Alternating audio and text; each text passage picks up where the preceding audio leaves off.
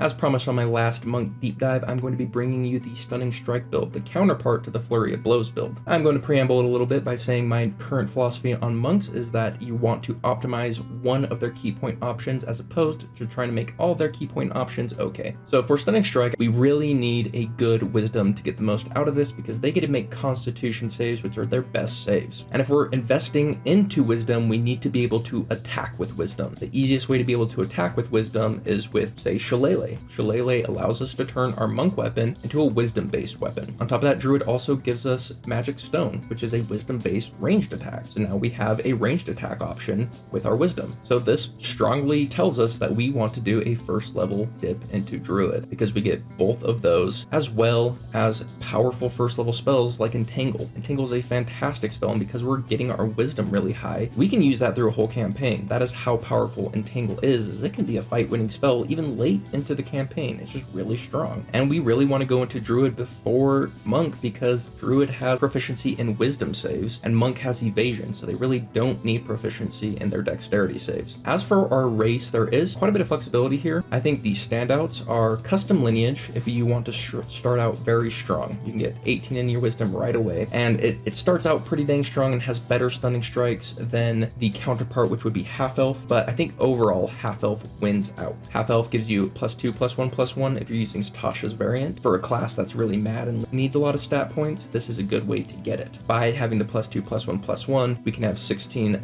constitution, 16 dexterity, 17 wisdom, and then at level 4 we can take a half feat, which is actually really good with this build. We really want to take Fate Touched. Fate Touched is special because it rounds out our wisdom, gives us a much needed Misty Step, but most importantly gives us Silvery Barbs, which combines with our Stunning Strike, which we're trying to optimize. Having Silvery Barbs for free at least once per long rest is essentially another Stunning Strike, because when they save it, we can make them re-roll it and give advantage to someone. So there you have it. We're going to have high wisdom that we're only going to get higher. We're going to have attacks that can scale off of wisdom, and then we're going to have spells that synergize with a control playstyle as well as with our Stunning Strike specifically. Now keep in mind that dexterity is still important. You still want that 16 dexterity both for armor class and because we're still making unarmored attacks with our dexterity. We don't have to optimize it, but we still want it decent. I'd say it's more important for this monk to have good dex than it is for the Flurry of Blows to have good wisdom, although I still recommend having 16 wisdom over there as well. So which subclasses synergize with the Stunning Strike build? Well, it's ones that are often using our monk save. Monk's save is based off of wisdom. It's 8 plus proficiency bonus plus our wisdom modifier. And so we're going to have a higher than average monk save by doing this build. So it synergizes with all the monks who wanted those saves in the first place. Ascendant Dragon and Way of the Four Elements monks are both going to really appreciate this build. Everything these subclasses add scale off of wisdom, so this build fits it perfectly. Now both of those builds still want us to have a decent dexterity, so that 16 in dexterity is very important. And I know what you all are thinking. You're thinking, well,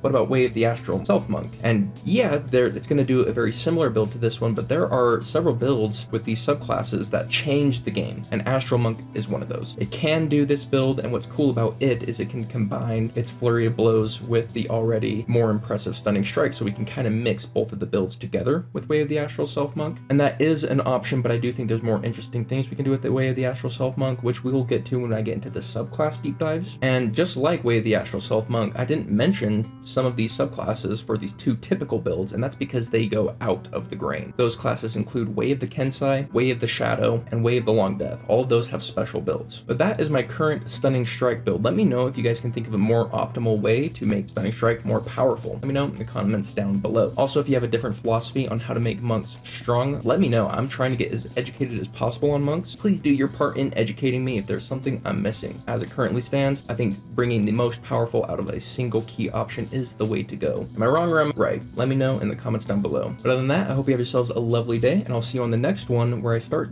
deep diving into the subclasses themselves.